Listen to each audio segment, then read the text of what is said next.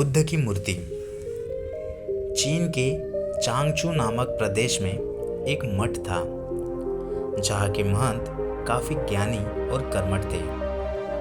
एक दिन उन्होंने अपने शिष्यों को बुलाकर मठ के लिए भगवान बुद्ध की एक मूर्ति बनवाने की इच्छा प्रकट की।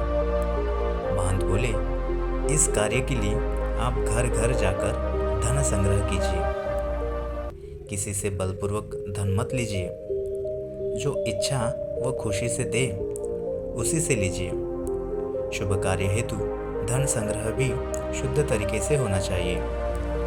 सभी शिष्य अलग अलग दिशाओं में धन संग्रह हेतु रवाना हो गए। इसी प्रक्रिया में एक शिष्य को एक बालिका मिली। उसके पास एक सिक्का था।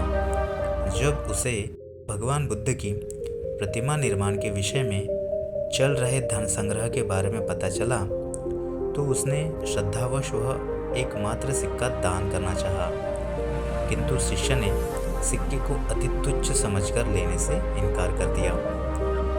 कुछ दिन बाद सभी शिष्य धनराशि लेकर मठ में एकत्रित हुए।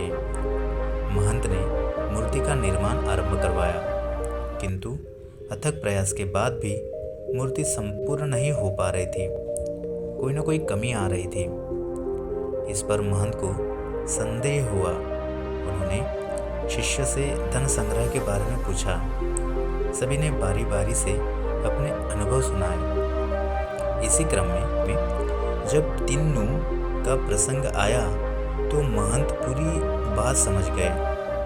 उनके आदेश से वह शिष्य उस बालिका के पास गया और क्षमा मांगते हुए उसके एकमात्र सिक्के को आदरपूर्वक ले आया।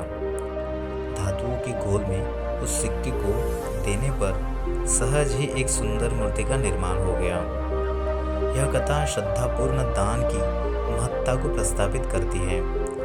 दान भले ही अल्प मात्रा में किया गया, किंतु यदि वह संपूर्ण श्रद्धा भाव से किया गया तो जरूर सार्थक रूप में प्रतिफलित होता है और असीम पुण्यों का सृजन भी करता है।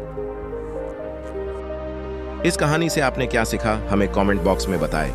धन्यवाद।